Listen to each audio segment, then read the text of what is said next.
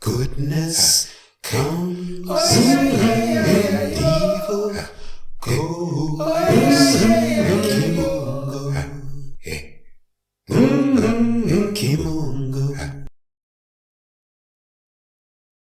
Kimungo Ukombozi, Kimungo Ukombozi, Kimungo Ukombozi, divine liberty, divine liberation, divine freedom, and all that will bring for African people wherever we happen to be on the face of this earth. Karibu, welcome. My name is Kwende, and today we're going to get into another important subject area, and that subject is spirituality and cyberspace. By grand orchestration of the Creator Supreme, the sacred universe at large is a natural network of interconnectedness with energies and components that work in order to make the whole function. And African souls are central as components in that great expanse. Now, in recent times, technological occurrence by way of a network of networks being established, and actually were established in a primary form out of military operations, out of European military operations. And over the years, it has been developed and has grown into what is known as the internet. In more recent decades, the World Wide Web has come into being, and that has allowed ready access to this network of networks that is now a global concern. And together, the World Wide Web and the network of networks that facilitate communication from place to place are recognized as cyberspace. The reason why you're able to see this is because of the cyberspace environment.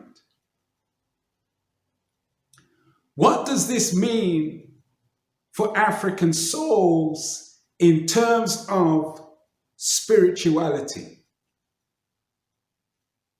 Well, cyberspace, for all intents and purposes, is a manufactured environment that emerges from a European worldview and surely then is established to service the interests of that worldview in broad and general terms. And for some of us, we will assume that such an environment is simply universal. Given the history of our journey in this world, we at best ought to put a question mark at the very least on that. We are naturally a people of oneness, naturally a people of connectivity. And one of the benefits of interaction with cyberspace technologies that connectivity can be amplified in a way that has not been possible before, regardless of geographical location in the world, or seemingly instantaneous messaging can take place. But let us look at the metaphor of the web. For African people, the web has always been part of spiritual conception. In Africa, the deity Anansi, the original Spider-Man, the original Spider-Man hero, was an intricate weaver of his web, of mathematical and logical precision.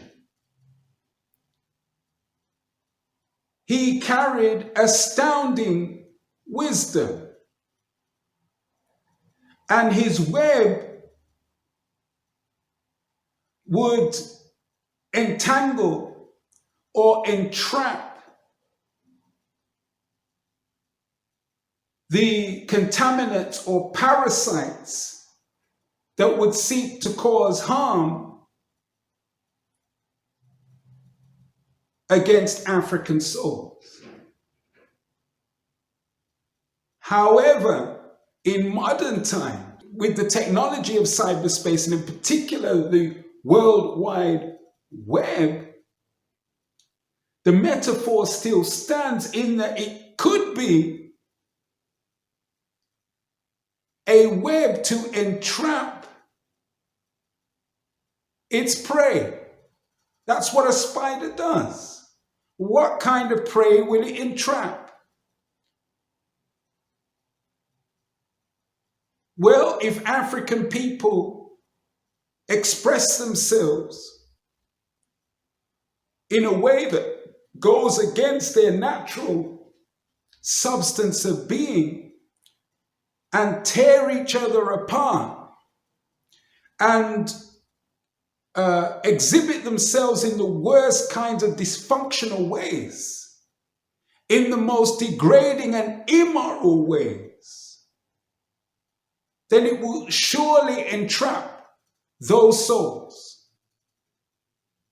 in the digital footprint that lingers, that stays, and can oftentimes come back to haunt those that have succumbed to those dire conditions and circumstances. But by converse, if the African, whether he or she is a casual user or has an e-business, or whether they're a content creator or whatever they happen to be, whatever the engagement is in cyberspace technology, if that is used to the benefit, to the benefit of, for the uplift of this wonderful and magnificent people, the original people of the planet, the spirit people of the planet, then surely that's a step not to be entrapped, but to be free. That's the spirit of the original webmaster, Anansi. For African souls to be free outside of the cyberspace environment in the everyday world, African souls who are coerced outside of themselves to attack progression, to thwart an effort to uplift the African self at its various levels through the coercement or puppeteering of others that mean the African ill would be deemed an agent provocateur. Well, in cyberspace, that phenomena seems to exist, that though it may be identified as being a troll, remember that there is a perpetual digital footprint out there. So it's useful to engage with cyberspace with spiritual formulation that can guide African souls wherever we happen to be in the world, just as cyberspace is accessible wherever we happen to be in the world. We can also have spiritual formulation that is accessible to African souls wherever we happen to be in the world. And as we engage in the technology to make best use of it that we can, whether it's to gain resources, to communicate, to express skills, whatever it happens to be, we can approach it with a sense of ourselves intact and a sense of living knowingness of ourselves intact. And one of the vehicles that we can do that with is ASWAG, African spirituality by way of Kwanzaa. So as we approach or engage in cyberspace activity, we can ask of ourselves, how does this engagement benefit the African person self?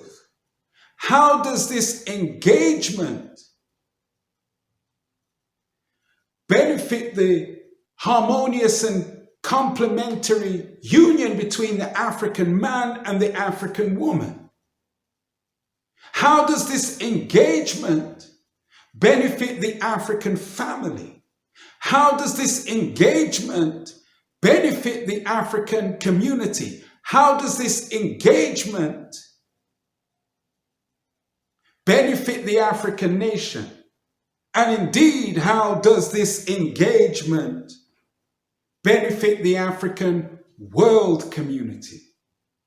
And if needs be, we can surely draw on the spirit of the original webmaster, Nancy, to help us navigate the technology that had its conception in the European military forces. So with that, food for thought, and surely it is food for thought. Kimunga Ukombozi, Kimunga Ukombozi, Kimunga Ukombozi, divine liberty, divine liberation, divine freedom, and all that that will bring for African people wherever we happen to be on the face of this earth.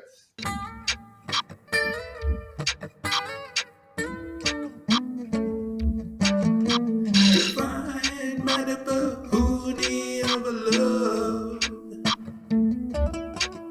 shrine of self is gift from above, a sacred shrine in